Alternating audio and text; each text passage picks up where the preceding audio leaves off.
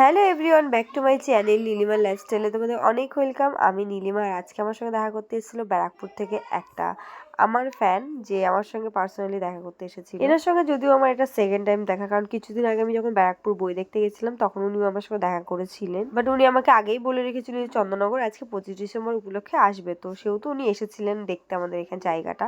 সেদিন দেখা হয়েছিল, কিন্তু আবার উনি এই চন্দননগর এসে একটা কথাই বলেছে, বাবা কত ভিড়। আর তোমাদের দেখায় যে চার্চটা হচ্ছে এত সুন্দর করে সাজিয়েছে, আর তার সঙ্গে ভিড়টা দেখো, জাস্ট মারাত্মক। ওরা নতুন তো, ওরা এসে বলছে যে এত ভিড় হয়। আমরা বলছি হ্যাঁ, এই 25 ডিসেম্বর উপলক্ষে আমাদের চার্চের সামনে এতটাই ভিড় হয়। এবছর তো তাও অনেকটা টাইম আগেই আমরা গিয়েছিলাম, অন্যবার 7টা সাড়ে 7টার দিকে যাই, তখন তো চার্চ পুরো বন্ধই করে দেয়।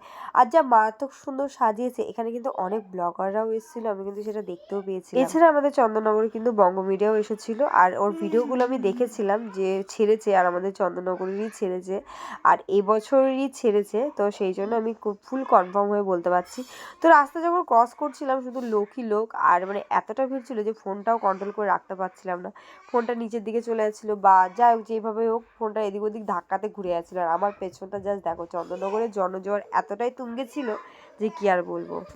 চন্দননগর যাই হোক না কেন, কোনো একটা অকেশনে কিন্তু, মানে যাই হোক না কেন, যে অকেশনে হোক না কেন, এতটাই ভিড় হয় যে কি বলবো। পাশে কিন্তু মেরির মাঠে মেলা ছিল, সেই পর্যন্ত আমরা কিন্তু পৌঁছাতে পারিনি। আর ওখানে কিন্তু আজকের দিনে প্রোগ্রামও ছিল, যেটা আমরা জানতেই পারি। আর আমাদের সঙ্গে যে দেখা করতে এসেছিল উনি আমার 10 মিনিট 15 মিনিট আগে যেহেতু স্ট্যান্ডে ঢুকে গেছিলো, তো ওনারা কিন্তু আগে একবার চার্চটা পুরো ঘুরে নিয়েছে। তখনও ভিড় ছিল, বাট ওরা বেশ ভালোভাবেই ঘুরে নিয়েছে, যে দেখানোর প্রয়োজন মনে হয়নি আমাদেরকে। তো যাই হোক, এবার আমরা ভিতরে ঢুকে গেছি। অনেক ধাক্কাধাক্কি করার পর এতটাই ভিড় ছিল, ঐশ্বর্য একটু টেনশন হচ্ছিল, ঐশ্বর্য কি করবে।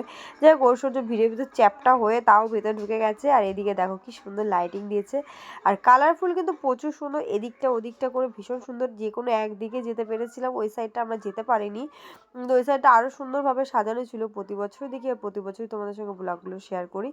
আর এবছর আমি আর ওই সাইডে যাইনি, আমরা সোজা ডাইরেক্ট চলে গেছিলাম ভেতরের দিকে। আর ভেতরের দিকটাও কিন্তু প্রচুর মারাত্মক ভিড়। তোমরা কিভাবে 25 ডিসেম্বর সেলিব্রেট করলে অবশ্যই জানি। আর আমাদের সঙ্গে কিন্তু জিপুও ছিল, আমরা 5 জন ছিলাম এখানে। আর এখন যাচ্ছি ভেতরের দিকে, আর চারি সাইডের ডেকোরেশনটা তোমাদের একটু দেখায়। অবশ্যই বড়দিনের চার্চটা কিন্তু খুব সুন্দরভাবে সাজিয়েছিল। আমরা দিনের বেলা ভাবি যে যাবো, কিন্তু দিনের বেলা অ্যাকচুয়ালি যাওয়াই হয় না। রাতের বেলাটা না এত ভিড় ধাক্কার মধ্যে ভালো করে দেখাও যায় না।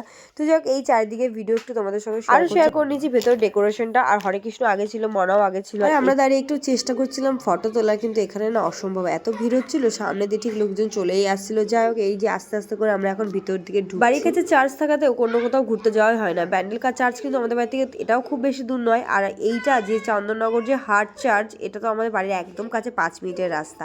তো যাই হোক, ওইদিকে তো যাওয়াই হয় না। খুব ইচ্ছা ওইদিকে ঘুরতে যাওয়ার, কিন্তু এখন আর সময় হয় না। আগে যখন মেয়ে ছিল না তখন কিন্তু অনেকটা দূর দূরেই আমরা ঘুরতে গিয়েছিলাম, বাট এখন যখন মেয়ে হয়ে গেছে তখন আর কিন্তু দূরে আর যাওয়াই হয় না। এইখানে হচ্ছে মেন জায়গা, যেটা আমি এই যে দেখো কি সুন্দর করে সাজিয়েছে ফুল টুল দিয়ে।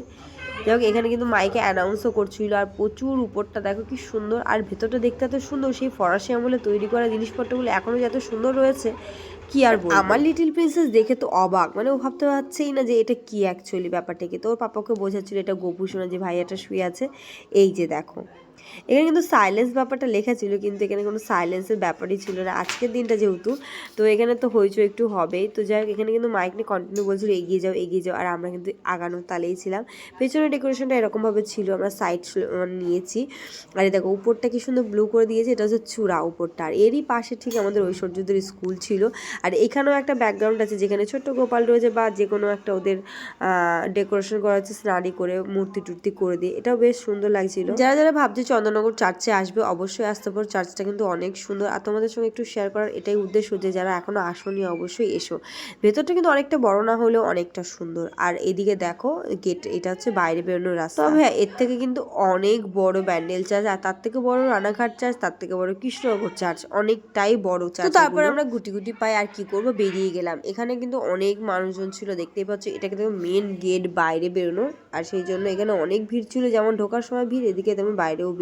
আর এই গাছগুলোতে দেখো লাইট দেওয়াতে গাছগুলো এত সুন্দর লাগছিল। দেন তারপর আমরা চলে এসেছিলাম এই জোড়াঘাটের এখানে, নামছিলাম। আর জোড়াঘাটে এখানে এতটাই ভিড় ছিল যে দাঁড়ানোর জো ছিল না। কোনো অকেশন হোক বা না হোক, এখানে কিন্তু অনেক সিঙ্গার এরকমভাবে সে দল বেঁধে গান করে ব্যান্ড নিয়ে। তো বেশ ভালোই লাগে, এখানে যারা থাকে তাদেরও একটু মনোরঞ্জন হয়। আর এরাও গান করে গলা ছেড়ে, এদেরও ভালো লাগে। নিজের প্রতিভা কে দেখাতে ভালো না বাসে বলো, তো চলে এদের একটু গান শুনে নেওয়া যাক।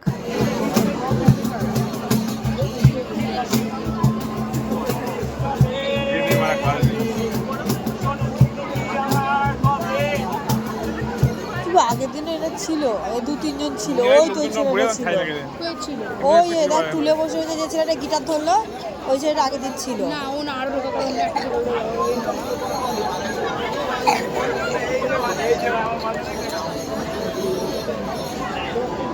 হ্যালো এভরিওয়ান, তো দেখো আজকে আমরা চলে এসেছি ঘুরতে। আমি হরে কৃষ্ণ, জিপু আর মনা, ওই সর্য দেখাও। সবাইকে জানাই মেরি ক্রিসমাস। আর আজকে আমাদের এখানে কিন্তু প্রচণ্ড ভিড়, আর আমার সেই ভিড়ের মধ্যেই আজকে এসেছি। আর আমরা হচ্ছে চার্চেও গিয়েছিলাম, যে তোমরা পরে ব্লগে দেখতে পাবে। তো সবাইকে জানাই মেরি ক্রিসমাস, সবাই খুব ভালোভাবে কাটাও আজকে রাতটা অন্তত। দেখো এখানে কত ভিড়, প্রচণ্ড পরিমাণে ভিড় এখানে। আর জোড়াঘাটাকে কত সুন্দরভাবে সাজিয়েছে। আর আমরা সবাই মিলে এসেছি, আমি, জিপু, হরে কৃষ্ণ, মনা, সবাই মিলেই আছি। এত ভিড়ে হাঁটাও যাচ্ছে না ভালো করে। তো সবাইকে জানাই মেরি ক্রিসমাস। আর দেখো ভিড়টা জাস্ট দেখো। আর আমরা এখন রয়েছি স্ট্যান্ডে যদিও। তো সবাইকে জানাই মেরি ক্রিসমাস, আর সবাই খুব ভালোভাবে টাইমটা কাটাও আজকে দিনটা। আজকের দিনটা তো শেষ, রাতটা। টাটা। হ্যালো এভরিওয়ান, তো দেখো এখন আমি সূর্যমোদকে মিষ্টি খাচ্ছি, মানে জল ভরাটা। কত বড় সাইজের মিষ্টিটা দেখো, অর্ধেক তাও আবার ভাগাভাগি সব হয়ে গেছে। এত ক্যাচে ক্যাচে হচ্ছে বলার মতো না। আমাদের চন্দননগরের বিখ্যাত মিষ্টি বাবু নিয়ে এলো আজকে। এখন আমরা যাচ্ছি পিকনিকের খাওয়া খেতে, মানে পিকনিকটা এমনই করছি বাবুদের গ্রুপের সঙ্গে, তো বয়স্কদের সঙ্গে ফ্যামিলি পিকনিক, তো সেরকম কোনো মজার ব্যাপারটা নেই, শুধু খাওয়ার ব্যাপারটা এখানে। তো ওখানে যাচ্ছি, খেতে যাব। তো কে কে তোমরা এরকম পিকনিক করছো, আমার মতো বোরিং পিকনিক কে কে করছো সেটা অবশ্যই কিন্তু কমেন্ট করে জানিয়ে যেও। সবাই আনন্দ করে পিকনিক করে, আমরা বোরিং পিকনিক করছি, মানে শুধু খাওয়ার পিকনিক, বাদ বাকি মজার পিকনিক কিন্তু করছি না। তো তোমরা এরকম কে কে পিকনিক করছো?